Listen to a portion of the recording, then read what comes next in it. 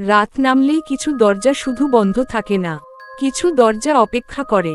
একটা পরিত্যক্ত বাড়ি, একটা রহস্যময় দরজা, আর তার সামনে পড়ে থাকা একের পর এক নিথর দেহ, যাদের মৃত্যু আজও কোনো ব্যাখ্যা পায়নি। গ্রামের মানুষ জানে এই দরজার পেছনে লুকিয়ে আছে এমন এক সত্য, যা দেখলে মানুষ আর আগের মতো থাকে না। আজকের গল্পে আমরা ঢুকব সেই বাড়িতে, যেখানে দরজা খোলা মানেই মৃত্যু নয়, বরং তার থেকেও ভয়ঙ্কর কিছু, চোখের মতন স্পিচ। চারদিক নিস্তব্ধ, শুধু দূরে কোথাও কুকুরের কান্নার মতো একটা আওয়াজ, আর মাঝে মাঝে ঝিঝি পোকার শব্দ। গ্রামের শেষ প্রান্তে দাঁড়িয়ে আছে সেই বাড়িটা, লোকেরা যাকে বলে ভূতের বাড়ি। কেউ জানে না কবে তৈরি হয়েছিল, কেউ জানে না কারা থাকত, কিন্তু সবাই জানে এই বাড়ির দরজার সামনে প্রতিদিন কিছু একটা ঘটে। গ্রামের নাম চন্দ্রপুর, দিনে শান্ত, রাতে অশান্ত। প্রায় ২০ বছর আগে এক সকালে গ্রামের লোকেরা দেখেছিল বাড়িটার প্রধান দরজার ঠিক সামনে পড়ে আছে একটা লাশ। কোনো রক্ত নেই, কোনো আঘাতের চিহ্ন নেই, কিন্তু মুখটা ছিল এমন বিকৃত, যেন মৃত্যুর আগে সে এমন কিছু দেখেছে যা মানুষের দেখা উচিত নয়। গ্রামবাসীরা প্রথমে ভেবেছিল হয়তো হার্ট অ্যাটাক, কিন্তু সমস্যা ছিল একটাই, ডানে ইশারা করা উল্টো হাতের তর্জনী লাশটা ছিল গ্রামের কাউকেই না। বাড়িটার দরজা ছিল অদ্ভুত, পুরনো কাঠের তৈরি, কিন্তু কাঠ পচেনি, রং খসে পড়েনি, বরং দরজার মাঝখানে খোদাই করা ছিল এক অচেনা প্রতীক, একটা চোখ, যেটা যেন তাকিয়ে আছে। লোকেরা বলতো ওই দরজা রাতে শ্বাস নেয়। অনেকে দাবি করত রাত ঠিক ৩টের সময় দরজার ভেতর থেকে হালকা ঠক ঠক শব্দ আসে, কিন্তু কেউ কখনো সাহস করে দরজা খোলেনি। প্রথম লাশের পর সবাই ভেবেছিল ঘটনাটা বিচ্ছিন্ন, কিন্তু তারা ভুল ছিল। পরের মাসেই আবার একজন পথচারী, একজন ফেরিওয়ালা, একজন বাইরের লোক, সবাইকে পাওয়া গেছে একই জায়গায়, ডানে ইশারা করা উল্টো হাতের তর্জনী বাড়ির দরজার সামনে। ডানে ইশারা করা উল্টো হাতের তর্জনী একই ভঙ্গিতে পড়ে থাকা, ডানে ইশারা করা উল্টো হাতের তর্জনী মুখে সেই একই আতঙ্ক। কিন্তু আশ্চর্যের বিষয়, কেউ কাউকে খুন করতে দেখেনি, কোনো শব্দ শোনেনি, রাতে কেউ চিৎকার করেনি। মনে হচ্ছিল মৃত্যু নিজেই এসে তাদের নিয়ে যাচ্ছে। গ্রামে একজন বুড়ো মানুষ ছিল, মাধব। সে একমাত্র ব্যক্তি যে এই বাড়ির ইতিহাস জানত। লোকেরা যখন তাকে জিজ্ঞেস করল, সে শুধু বলেছিল এর থেকে বড় ওই দরজার পেছনে যা আছে সেটা মৃত নয়, আবার জীবিত নয়। গ্রামবাসীরা ভয়ে আর প্রশ্ন করেনি। কিন্তু গল্প এখানেই শেষ হয়নি। আমি তখন একজন ফ্রিল্যান্সার সাংবাদিক, অব্যাখ্যাত মৃত্যু নিয়ে কাজ করি। চন্দ্রপুরের খবরটা যখন পেলাম, মনে হলো এই রহস্যের পেছনে কিছু একটা আছে। গ্রামে পৌঁছেই টের পেলাম লোকেরা আমাকে এড়িয়ে চলছে, কেউ চোখে চোখ রাখতে চায় না।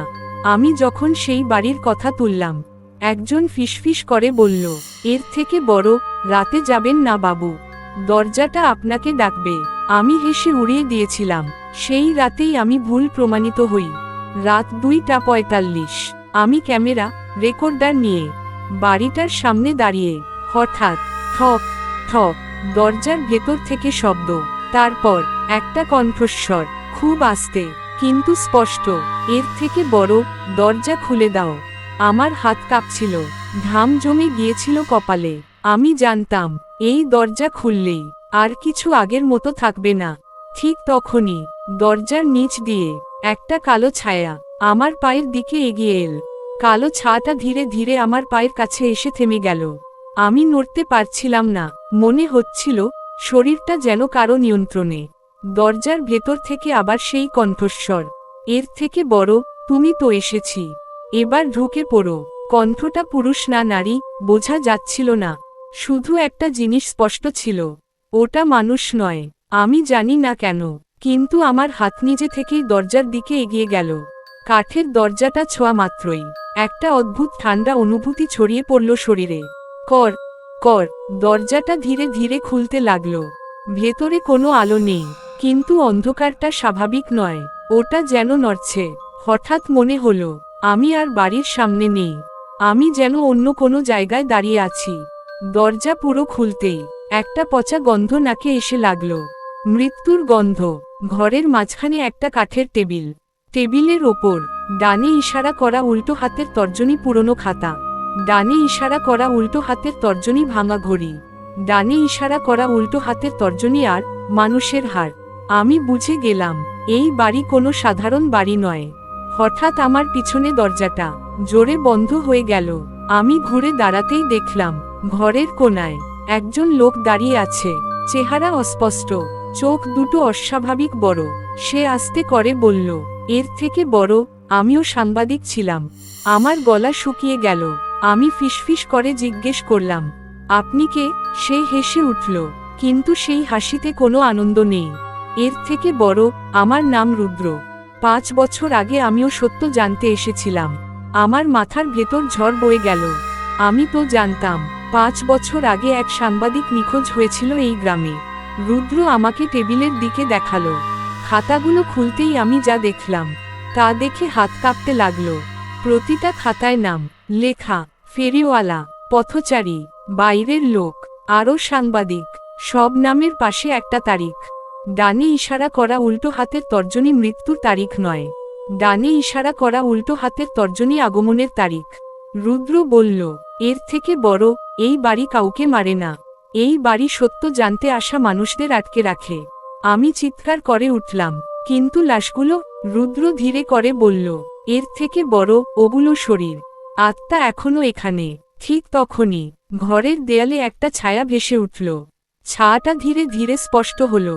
আমি শিউরে উঠলাম। ওটা বুড়ো মাধব, কিন্তু আগের মতো নয়। চেহারা টানটান, চোখ দুটো জ্বলছে। সে বলল, এর থেকে বড়, আমি পাহারাদার, দরজার পাহারাদার। আমি চেঁচিয়ে উঠলাম, কিসের পাহারা? মাধব বলল, এর থেকে বড়, এই দরজার পেছনে আছে এক অভিশাপ। 20 বছর আগে আমরা একটা ভুল করেছিলাম। 20 বছর আগে এই বাড়িতে এক তন্ত্রসাধনা হয়েছিল। গ্রামের কয়েকজন মানুষ মৃত্যুকে হারানোর চেষ্টা করেছিল। তারা চেয়েছিল মরা মানুষকে ফিরিয়ে আনতে, কিন্তু তারা সফল হয়নি। বরং তারা খুলে ফেলেছিল একটা দরজা। ডানে ইশারা করা উল্টো হাতের তর্জনী জীবিত আর মৃতের মাঝখানের দরজা। মাধব বলল, এর থেকে বড়, দরজাটা বন্ধ রাখতে কাউকে এখানে থাকতে হয়। সেই নিচু গলায় যোগ করল, এর থেকে বড়, আমি ছিলাম প্রথম পাহারাদার। আমি বুঝে গেছি এই বাড়ি আমাকে ছাড়বে না। রুদ্র আমার দিকে তাকিয়ে বলল, এর থেকে বড়, তুমি দরজা খুলেছ, এবার তোমাকেই থাকতে হবে। আমি মাথা নাড়লাম, না, আমি পারবো না।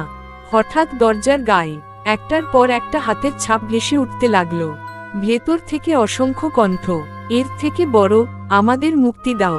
ঘরটা কাঁপতে লাগলো।